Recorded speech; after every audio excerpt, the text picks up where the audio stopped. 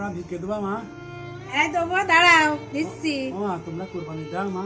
হ্যাঁ মা, তো কতদিন যে গোস্ত খাইনি মা, গরিব মানুষ।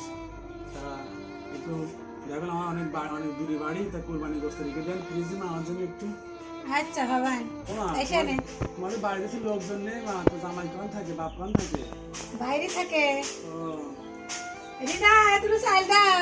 মা দেখো সেটা গেঞ্জি মা, তো আমার একটা গেঞ্জি হয় মা? হ্যাঁ দাঁড়া, আমার সিলির গেঞ্জি হবে তো? হয় মা, আমার মানে মেন কথা কি একটা ভালো হলেই হইলো, কারণ এই রোদ গরমে তো এই সেটা গেঞ্জি গায়ে দিয়ে পাচ্ছি না মা। দেখো একটা ভালো, এটা মানে একটু পুরনো হলেও হবে না এটা গেঞ্জি। আচ্ছা দাঁড়াও বাবা। মা আমি চলে যাবো, তোমার ভিক্ষাও দাও মা। আর আমার হ্যাঁ।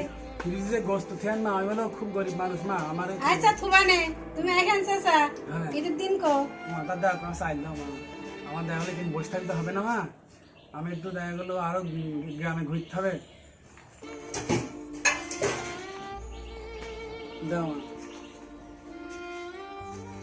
ও মা তাড়াতাড়ি চলে গেলাম মা, আমার গোস্ত আবার ছিঁড়ে আসেন মা। বাবা ঈদের দিন কো। ও মা তোমার এই গোস্ত আমার ছেলে পিলে করা খাবে বুঝেছো, আমি তুই ভালো অন্য লোকে দিয়ে দিলাম, তাই ভালো থেকে মা।